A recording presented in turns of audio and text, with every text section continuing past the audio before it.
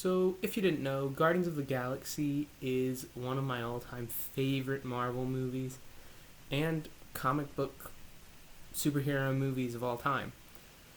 So, I just really enjoyed the humor. It was one of the biggest movie surprises to me of all time.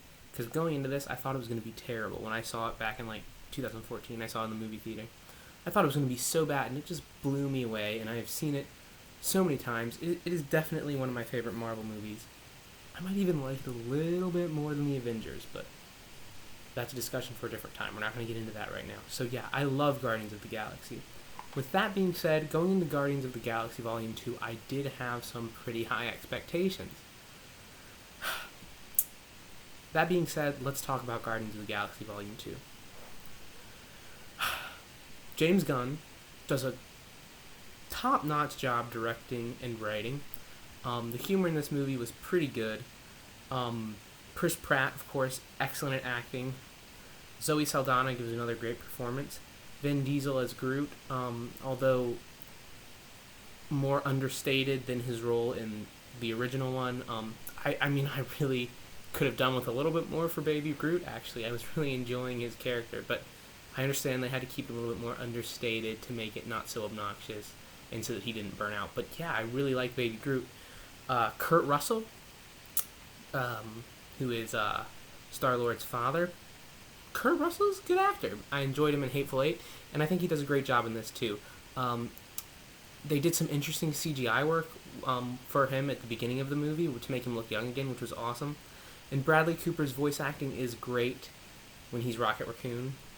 Dave Bautista, I think his acting ability has kind of grown since the first Guardians of the Galaxy movie because I thought that he was really funny and did a better job than the first one. Anyway, yeah. I'm just going to start this off by saying I thought this movie was just about as good as the first one, actually.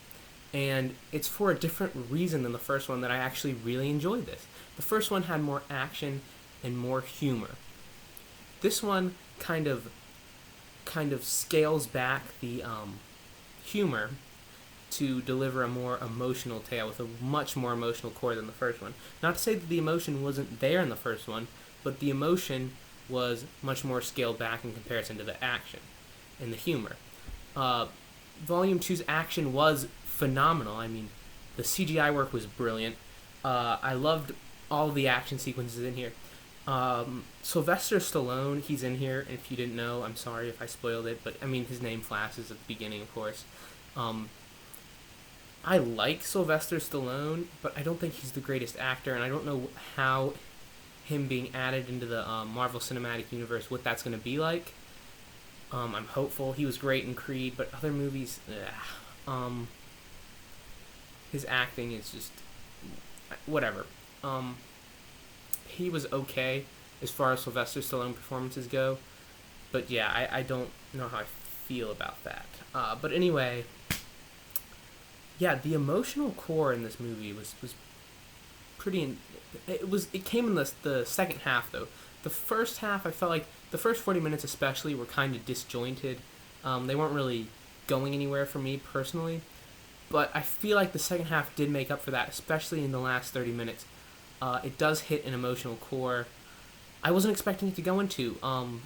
It delves pretty deep into some of these characters' darker backstories, and I really like that. And they all did a great job acting, like I detailed before. One person though who I forgot to mention was Michael Rooker playing Yondu. Really great, probably one of the best out of the whole cast.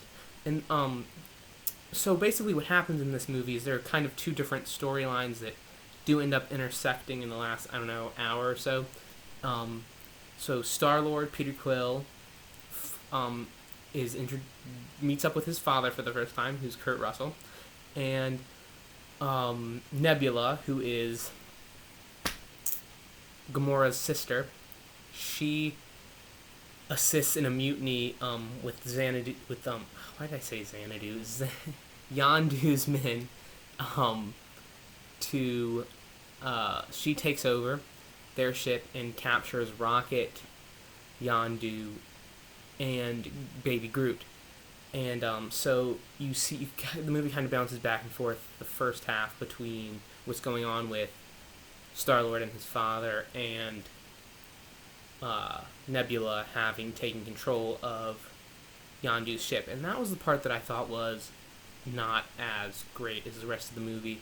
The humor was there, yeah, it was great, but I found myself enjoying the emotional scenes a lot more. So yeah, like I said, I think that this movie is as good as the first one. Um, maybe there were see, I can't really say that it's not as good because there were things that I liked about the first one more than I liked about this one, but also that real emotional depth that this one reached, I kind of enjoyed better than some stuff in the first one. So they're kind of level for me right now. Maybe repeated viewings might lower this one because the first one I've seen a ton of times and it's never gotten any worse. I love it. This one I really like as much as the first one, but we'll see if with more viewings my opinion of it deteriorates. As for now, they're both at the same level. So I'm giving this Guardians of the Galaxy Volume 2 a 8.5 out of 10. Oh, one other thing I forgot to mention real quick. The soundtrack in this movie is phenomenal. I almost like it more than the soundtrack in the first one.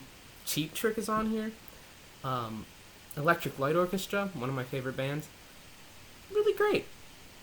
So let me know if you've seen Guardians of the Galaxy Volume 2, what you thought of it, and which Guardians of the Galaxy movie you thought was better.